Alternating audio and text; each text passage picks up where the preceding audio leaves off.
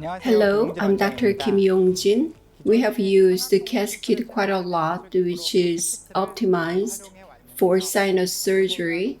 CAS kit is one of the best sellers of Austin. However, in the maxillary posterior region, where we need to do the sinus lift using crystal approach, if we use the digital guided surgery system, OneGuide system, there is a concern for perforation of the sinus membrane. So let me introduce the OneCAS kit, which can be used for the sinus lifting with the crystal approach and the digital guided implant surgery in the posterior region of maxilla.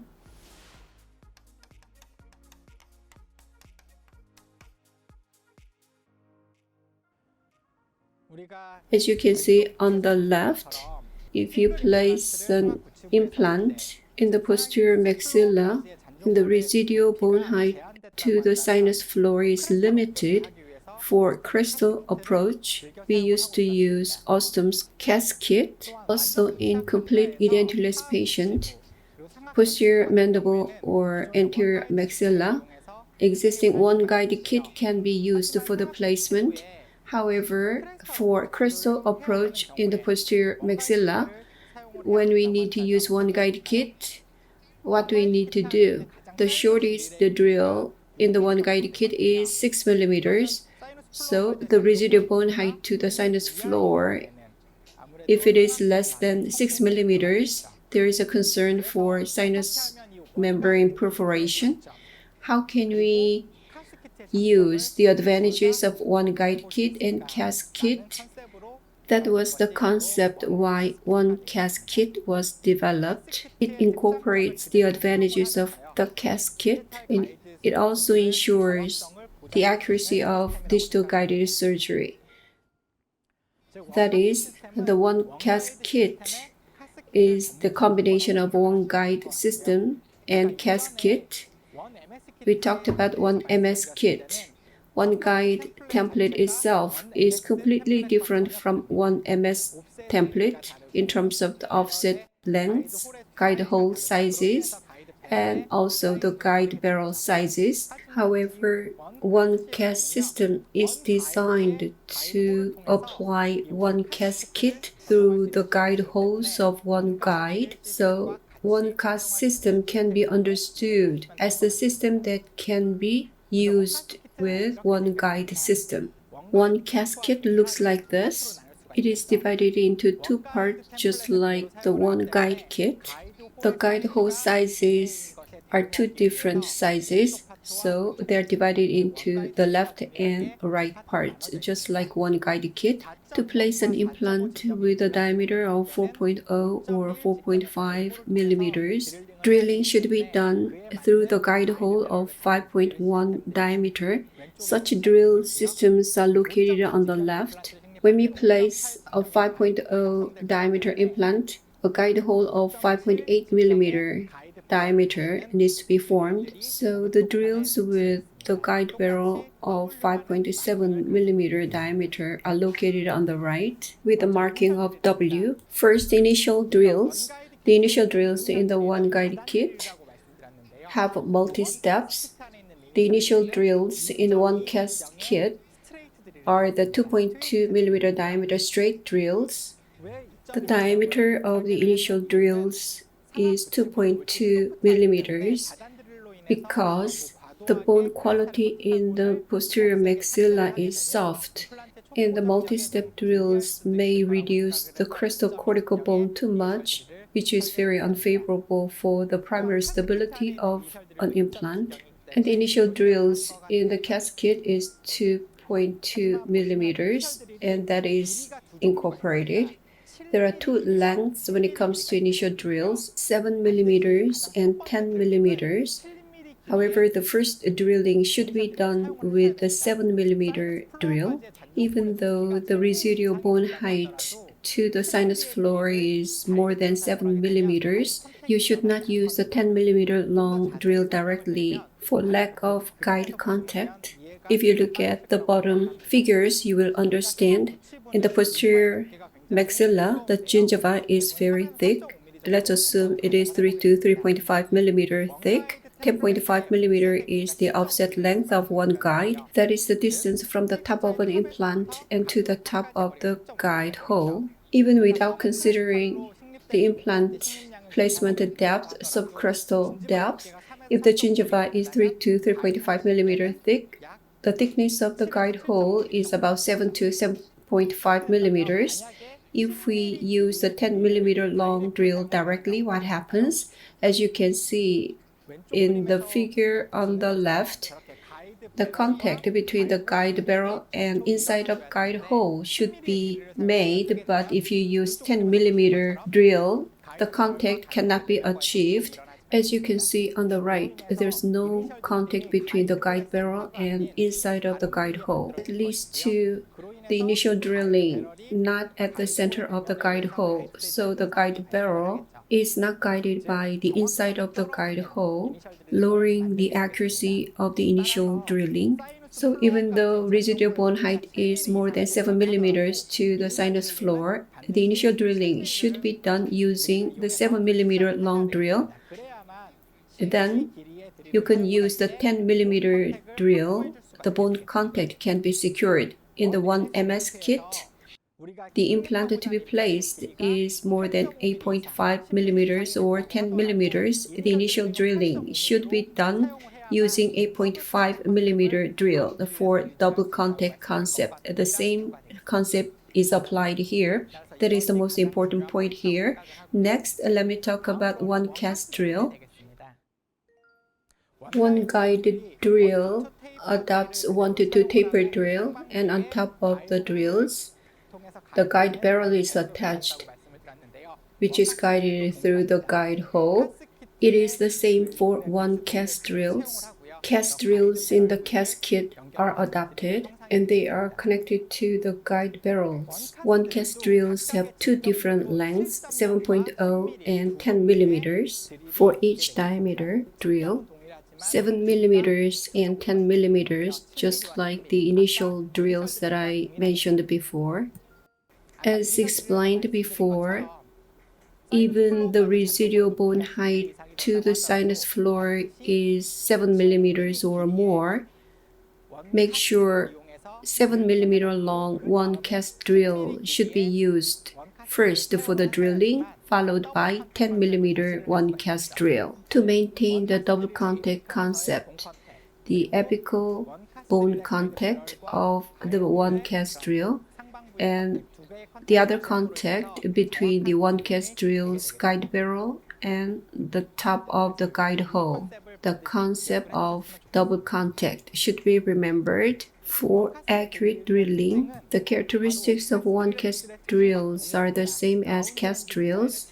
The rounded end design is adopted, so when an OneCAS drill penetrates into the sinus floor, conical bone lid is made, so the end of the drill does not touch the sinus membrane directly, minimizing the perforation of sinus membrane. This is how it is used. So there are two lengths of a drill, 7 millimeters and 10 millimeters, and you need to use 7 millimeter drill first.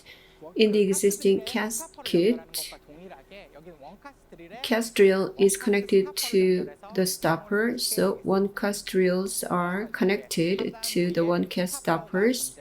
At the bottom, there are stoppers. CAS kit has one type of stoppers with one diameter, as CAS drills have the same diameter connecting part to the stoppers. But in OneCAS kit, there are two guide barrel types, so there are two different stoppers for same length, left and right. The stopper lengths are shown below. Stoppers are connected to the top of OneCAS drills. The slot should be at the top. That's how it should be connected. The depth of actual drilling can be controlled. You need to drill until the bottom of the stopper touches the top of the guide hole.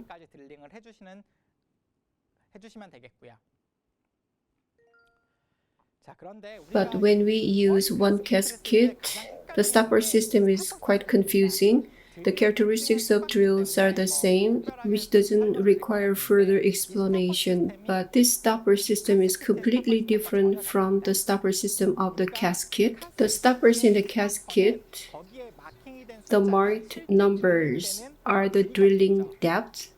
For example, 2 mm stopper of CAS kit is connected to CAS drill.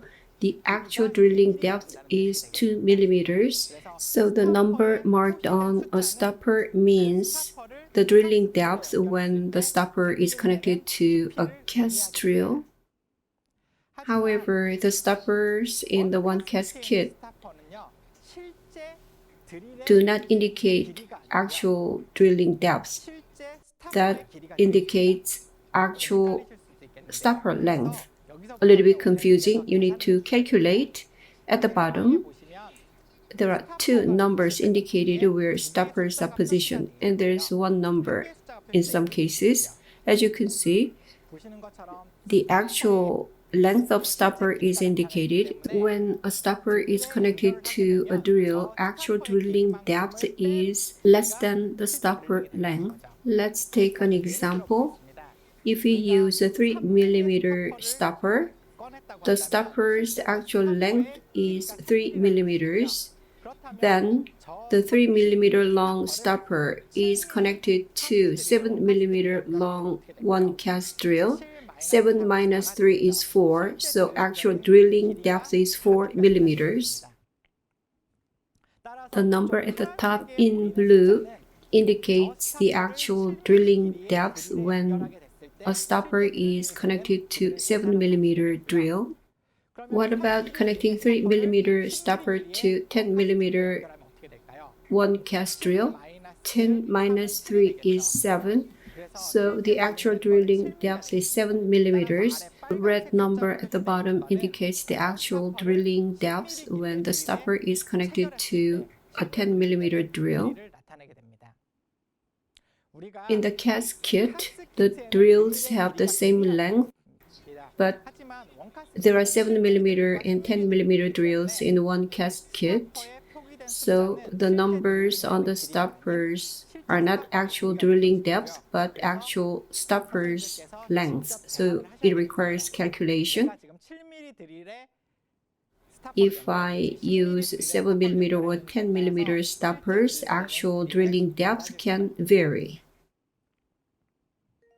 Next, depth gauge. Depth gauge is used to check whether sinus floor is penetrated or not. Its length is the same as the 10 mm long drills. If you use the stopper, the actual insertion depth would be 10 minus the length of the stopper. It goes through the guide hole. So if 3 mm long stopper is connected to the depth gauge and inserted through the guide hole, the actual drilling depth into bone is 10 minus 3, 7 mm. It may seem a little bit confusing. Another difference between CAS kit and OneCAS kit is the stopper system. If you get used to it, there'll be no problem clinically using it. There are depth gauges at the bottom. Flattening drills. We cannot place implants only with OneCAS kit. Only crystal approach can be done with OneCAS kit. No mount drivers or fixture drivers need to be used to place actual implants. They are in the OneGuide kit, so you need to prepare OneGuide kit and OneCAS kit. Accessories: hydraulic lifters, silicone tube, bone carrier, and bone condenser, just like the CAS kit, and they are at the bottom. How to apply that clinically? Let me explain it in more details.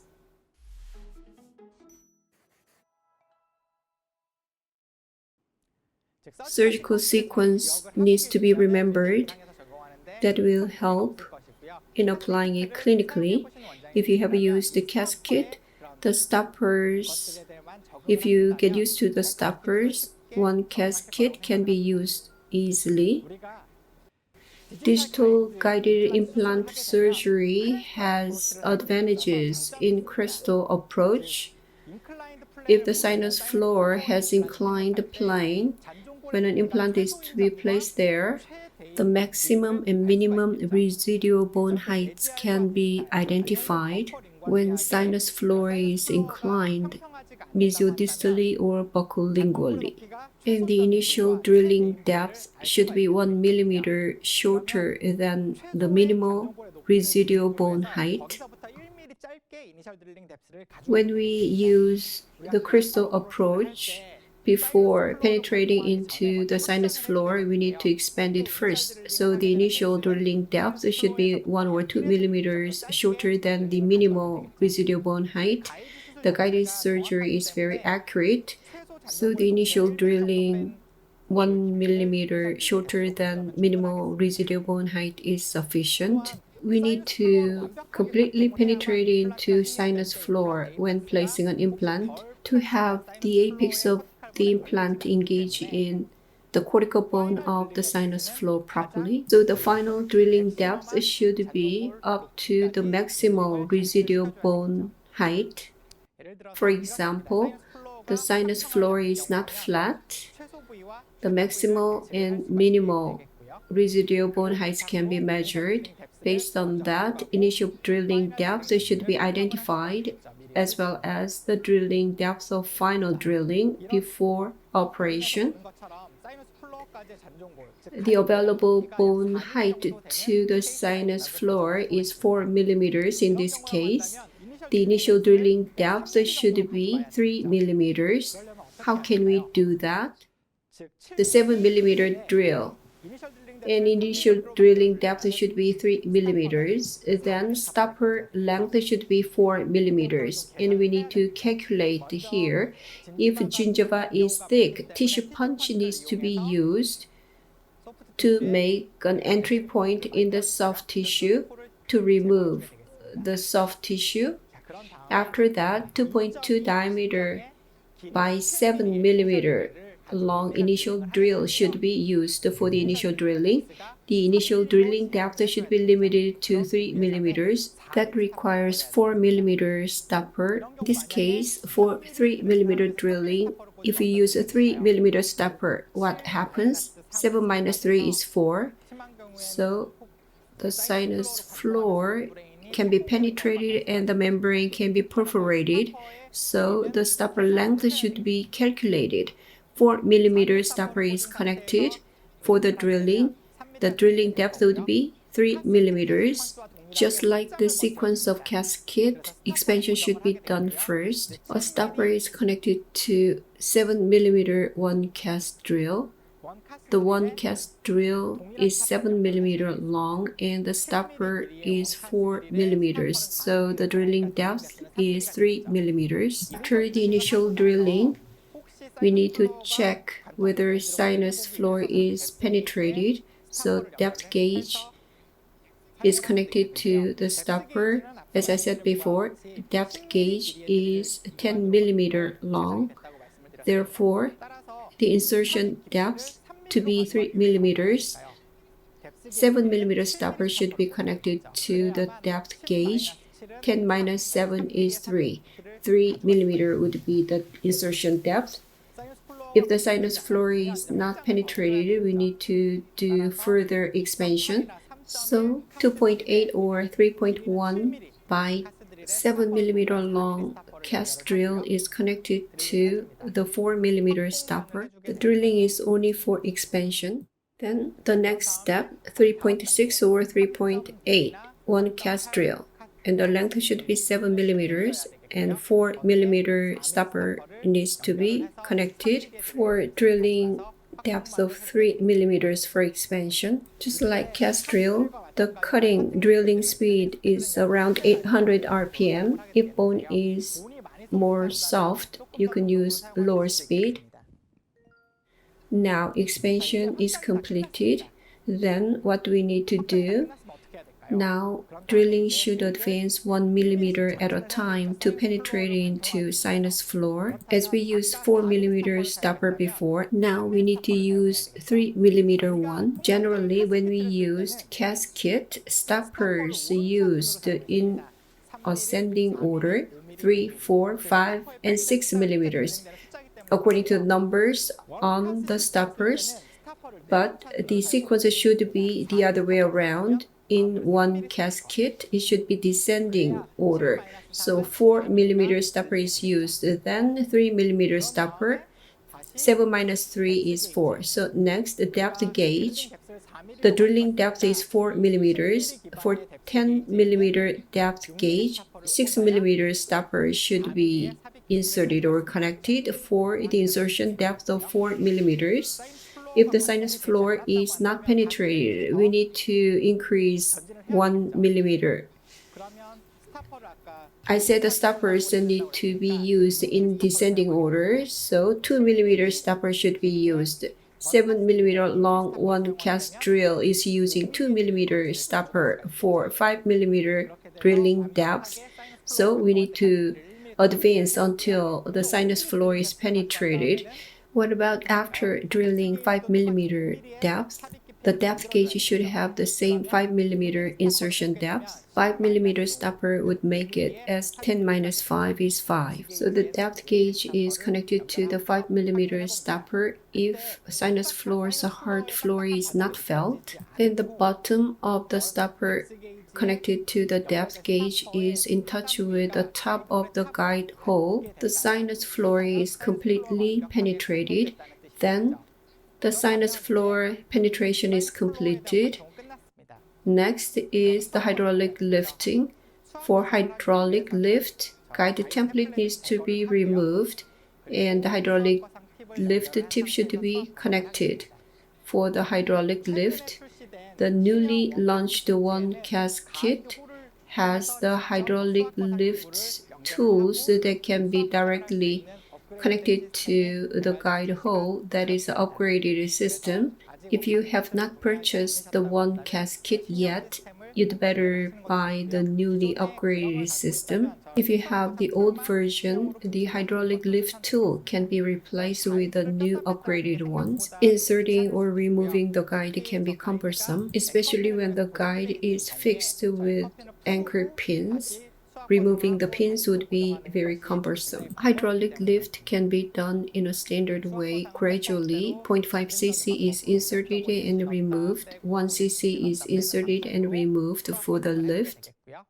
After that, bone grafting can be carried out.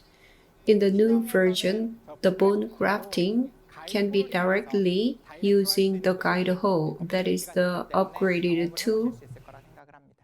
Bone grafting is done with proper amount of graft. Next, the template is positioned, or the existing position, the template can be used to place an implant. To place an implant, no mount driver and fixture drivers in the OneGuide kit need to be used. Then, implant placement is completed. Depending on the primary stability, a cover cable or healing abutment can be connected before finishing. Let me review a case of Dr. Kim Gi-sung, whom I respect. At number 26, a single implant is placed using OneCAS kit on the CT. Oculingually, minimal and maximal residual bone height can be measured. Based on that, initial drilling depth and final drilling depth are determined. One guide template is fabricated and positioned. A stopper is connected to an OneCAS drill. According to the surgical sequence, drilling is done, sinus floor is penetrated, a hydraulic lift is done, and bone grafting is done. 7 millimeter should be used first. That is the most important thing. And the no mount driver in the OneGuide kit is used to place the implant. And fixture driver is used to control the depth. The primary stability was very good, and healing abutment is connected before finishing the surgery. As you can see, due to hydraulic lift, sinus membrane is lifted at the same time. Bone graft material is properly positioned below the sinus membrane. The implant position is in the ideal position, just like the planned positions. Panorama after the delivery of final prosthesis, CT. Ossification in the sinus is progressing very well, and the final prosthesis is in good shape.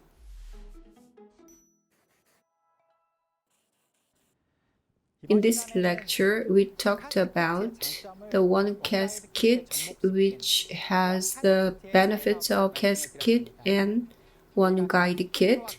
The stopper system is the difference between this and the CAS kit. The stopper system is different from the existing CAS kit. If you keep that in mind, you will be able to use the OneCAS kit for the crystal approach rather easily. The biggest change in the trend when it comes to the implant surgery is digital guided surgery. For guided surgery, many implant companies have launched their own guide systems. And the OneGuide system is what I prefer to use. Characteristics of OneGuide system was introduced in the previous lecture. In the areas like anterior mandible, the OneGuide system cannot be used, so one MS kit was introduced. Just like that, in the posterior maxilla, crystal approach, sinus lifting, and OneGuide system can simultaneously used with the help of OneCAS kit. That is the attractiveness of the kit. I hope this lecture is helpful for you to clinically apply OneCAS kit in your clinical cases. Thank you for your attention.